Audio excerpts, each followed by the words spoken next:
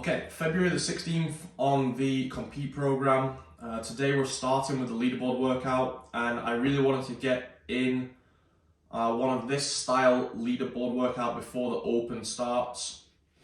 I know not everybody's doing the Open, but this is a great test anyway, and it's great for any sort of qualifiers that you may be doing at the start of this year, which is why you'll see there's such a bigger focus on this really long warm-up so that we can focus on great execution in this two-part leaderboard workout.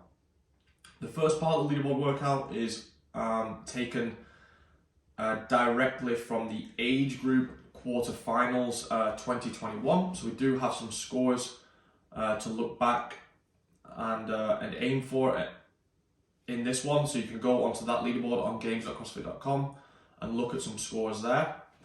5 rounds of 15 handstand push-ups, 15 dumbbell shoulder to overhead, and 50 double unders.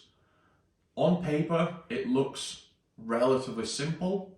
The accumulation of shoulder fatigue is going to hit very hard, and if you don't have great overhead positioning, this is going to get really hard really fast. So 75 reps of handstand push-ups, 75 reps of dumbbell shoulder to overhead, so 150 reps of pressing, basically straight through. The double unders is hardly a rest because your shoulders are working through that as well.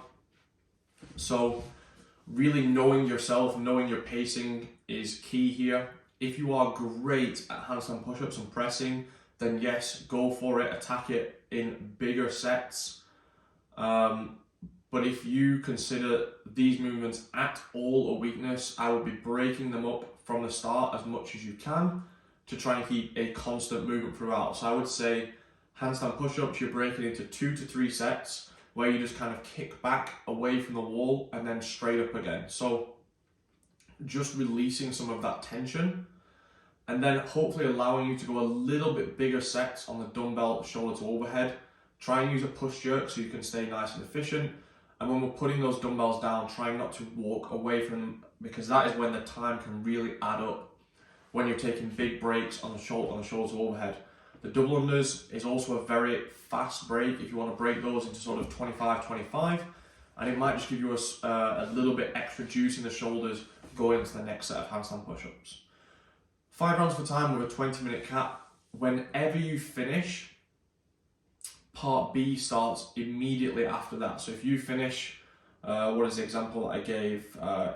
If you finish 12:21, for example, then you have exactly 8 minutes, so until 20:21, to complete your 2-rep max hang clean. So regardless of what time you finish, your 8 minutes starts exactly from that time. If you hit the 20-minute cap, then you go from 20 to 28.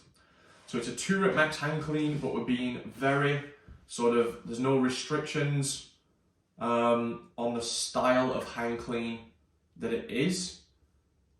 You have to deadlift to get started, of course, but then you can lower the bar down as much as you want in the hang position, as long as the bar doesn't make contact with the floor. So a high hang clean from the knee, low hang position, and it can be power or squat, whatever you want to do, but the 2 reps need to be unbroken.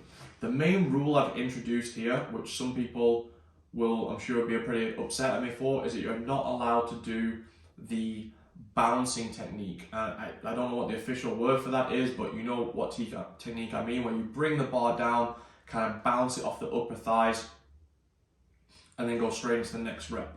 So there must be a clear pause in that deadlift position. So if you bring the bar down, even if you don't bounce it off the shoulders, you can't kind of bring the bar down and just ride it down and go straight into the next rep. You will need to bring it down, show the deadlift lockout, and then do the second rep. The only reason I'm introducing this is because it could easily be introduced as a rule during the Open or qualifiers. Because what we often see is, as people kind of find little ways to skirt around the standards, they bring in sort of restrictions. So you'll see that's why grips were taken away, for example. You're not allowed to wear grips for certain movements anymore because people were starting to find ways to almost cheat the movement by taking away the grip factor. They tried to make the burpees, once people started realizing that you could step all of your burpees, they tried to take that away again by making one year you had to do the jump technique. And because people were so not used to that jump technique, it was really, really hard to do again.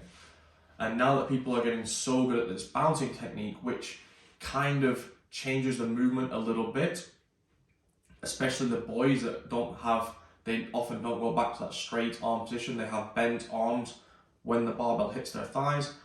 I don't see a reason why they would not say you can't do that anymore. So it's really important that you still have the ability to do hang cleans without the bounce technique. So that is the only reason I'm taking it away. Even though I think if you can do that technique, then obviously it is an absolute game changer because a lot of people can do more weight that way. But I think it's important that you test that you're not completely reliant on it. So go in as heavy as you can, 2-rep max. You have a separate leaderboard for that. So 2 different leaderboards, 2 different scores to put in this week.